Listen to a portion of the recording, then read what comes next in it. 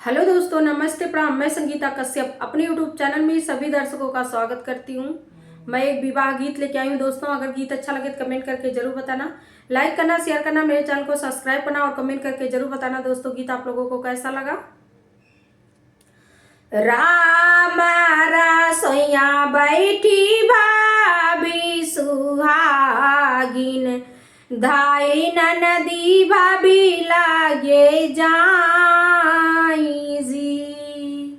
राम रसोइया बैठी भाभी सुहागिन, धाई नदी भाभी लागे जाई जी।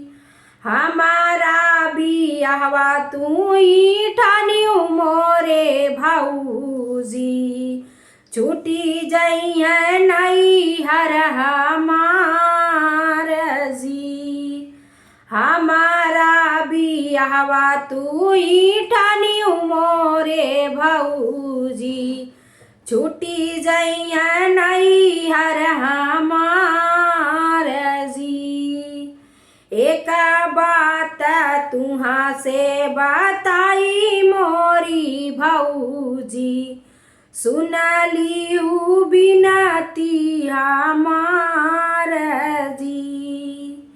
एक बात तुहा से बताई मोरी भौजी, सुनली हूँ बिनती हमार जी।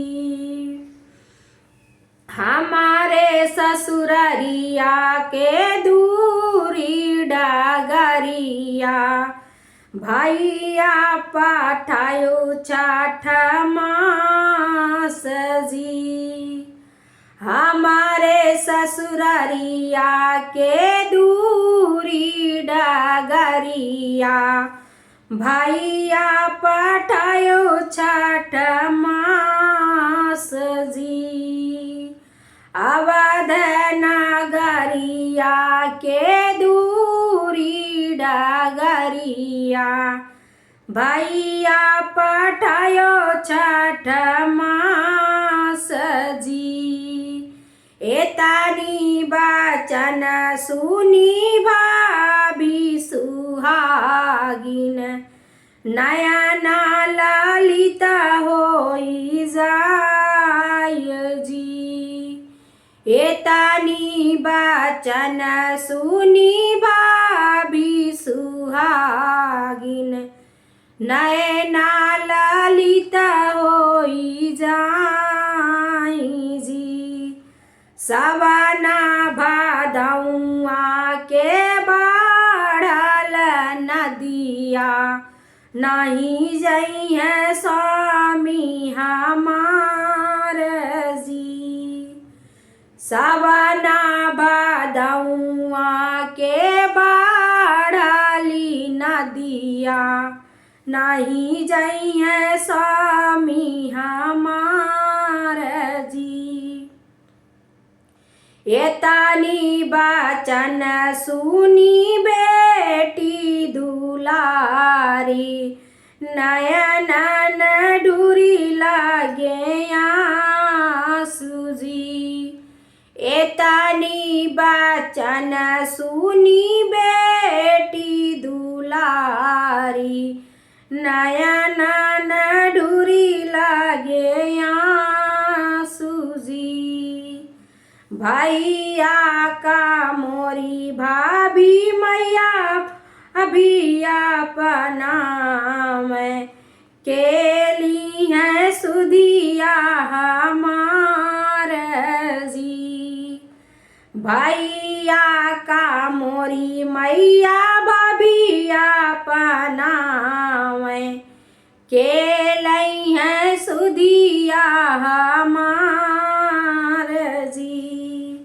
रोवत बेटी के मैया समझावे, आचारा से पोछी के आंसू जी। रोवत बेटी के मैया समझावे, आचारा से पोछी के